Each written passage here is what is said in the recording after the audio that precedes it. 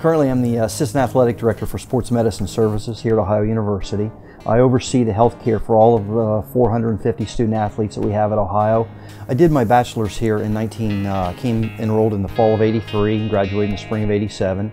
At that time, athletic training was a minor. I left after 1987 and went and worked for the New England Patriots for a year. I did a year in my master's degree at the University of Virginia in Charlottesville.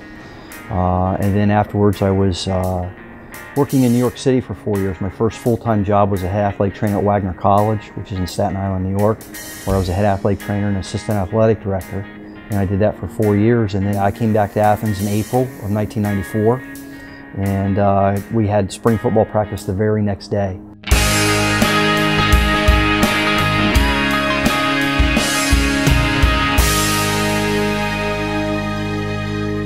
Time management is definitely the hardest. After you go to class all day, you go to clinics all day.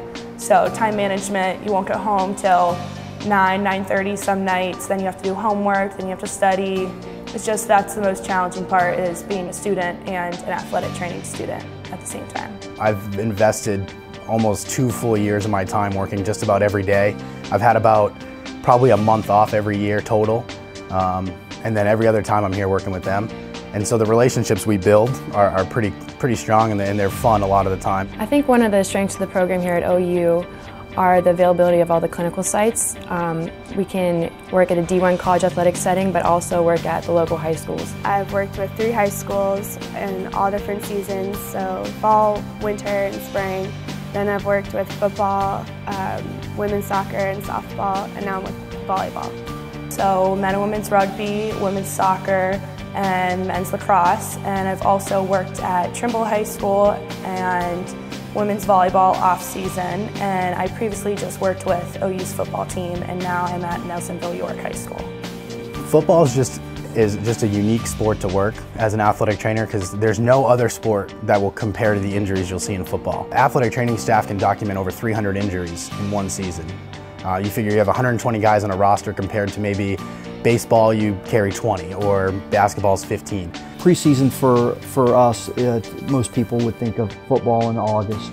When we start in August, the days are very, very long. The risk of the athlete getting injured is great at that point in time. We really open up about 6:37 in the morning, and then we close about 9:30, 10 o'clock at night. A basic day would be setting up water, any treatments that need to be done, any athletes that need to be seen, reevaluations, if there's any injuries that happened the day before, the week before, tape them up, brace them, go out to practice, we watch practice, walk around. And then after the game is over, for about an hour, we're in here doing triage, injury triage. As the guys are getting their equipment off, we're examining them, looking at their injuries, looking at potential injuries. And then on a Sunday, we come in for about 2 to 3 hours. The guys feel like they've been in a car accident. So it's important to get in here and take care of their bodies and work on them, and then Monday it starts all over again. I knew I wanted to do something in the medical field when I was in high school, and I worked as a lifeguard, so I loved doing emergency care, being the first responder. And I saw that with athletic training, you're the first responder, it's all on you.